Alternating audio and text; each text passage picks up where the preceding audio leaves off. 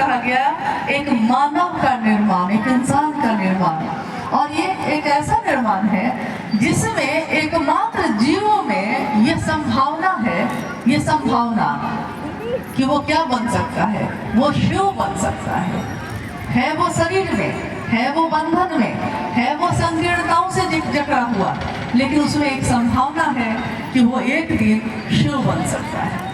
संभावना है, जैसे एक संभावना होती है हर बीज में, हर बिये में एक संभावना है कि अगर आपने उसको मिट्टी में लगा दिया तो उससे पौधे निकलेंगे और उन पौधों में बालियां लगेंगी, अनाज पैदा होंगे।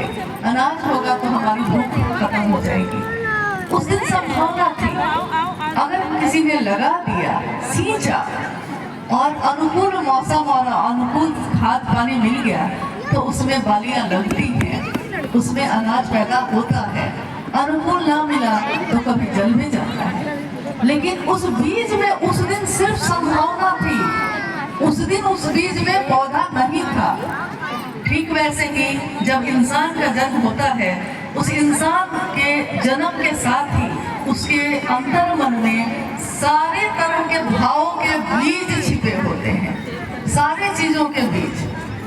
एक बच्चा जब जन्म लेता है तो उसके मन में प्रकट होता है एक भाव अपनी माँ के लिए, अपने पिता के लिए।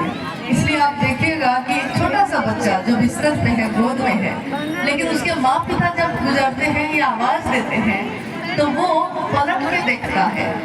तो हम लोग हंसते हुए कहते हैं कि देखिए पहचान गया कि पापा आए हैं। कैसे पहचान गया? क्योंकि उसने आप अपने मन में आपके चीजों को ग्रहण किया है। उसके अंदर जो भाव था पुत्र का या पुत्री का, वो प्रकट हो गया। थोड़ा बड़ा होता है, हम लोग उसको सिखाते हैं, समझाते हैं, ये चाचा हैं, ये काका हैं, ये बाबा हैं, प्रणाम करो। वो प्रणाम करता है। उसके अंदर ये सारे भाव, सामने टैंकर को जा रहे हैं, जैसे उसके सामने रिश्ते, बोतल इनका दे दे जा रहे ना, कोई भी भाव आता है उसके अंदर का सामने भाव टैंकर खड़ा है, प्रकट होने लगता है। आप में से लगभग सभी लोग गृहस्थ आश्रम के हैं, यानी कि विवाह हुआ है, तो इस अनुभूति से तो आप गुजरे ही होंगे। जिस दिन आपका विवाह तय हुआ उस दिन से पहले आपके अंदर पत्नी का भाव था या आपके अंदर पति का भाव था, लेकिन माता पिता ने कहा कि अमुक आदमी से तुम्हारा विवाह तय कर दिया है। किसी ने तस्वीर ला के दिखाई है, बहुतों ने तो तस्वीर भी नहीं देखी है, बस मन में सोचा कैसा होगा मेरा पति, और उसके मन में पत्नी का भाव फूट पड़ा। अब आप कहिएगा कि ये पत्नी का भाव पहले कहाँ था तो आपके ही अंदर, लेकिन आपके सामने वो सत्ता नहीं आई, वो रिश्ता, वो भाव नहीं आया, इसलिए आपके अंदर से भी वो भाव प्रकट नहीं हुआ। तो प्रकट हो गया।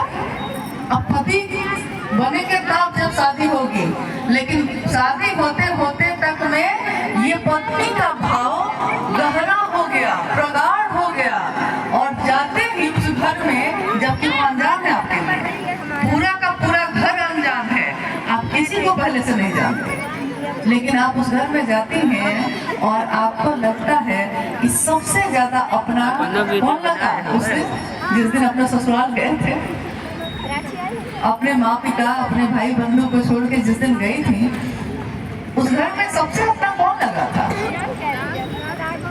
किसमें विश्वास करके गई थी? पति पे। पति अपना लगा, भला है बुरा है जैसा भी है, मेरा पति तो मेरा देवता है। हम लोग ये भी बोले, यानी कि पत्नी का भाव इतना गहरा हो चुका था कि जब तक मिले तब तक में विश्वास भी उसी पे, उसी के सहारे एक अनजान घर में चले गए। और पति के तरफ से भी अगर देखिएगा तो आपको पता चलेगा कि जिसको वो घर में लाया और जिसके ऊपर अपनी अलमारी की चाबी और अपना सारा कुछ सौंप दिया, उसके अंदर भी वही भाव चल रहा था।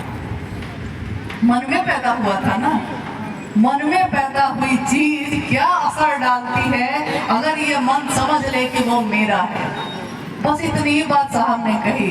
उन्होंने कहा, साहब श्री ने कहा कि मन में एक विचार, मन एक मशीन है, दिखाई नहीं देती। इस पूरे शरीर में हर चीज आप देख सकते हैं, आपकी त्वचा, आपके नाखून, आपके बाल, ऊपर का सब दिखाई देता है, अंदर का भी मशीन से देख सकते हैं, लेकिन इस पूरे शरीर में मन कहाँ है?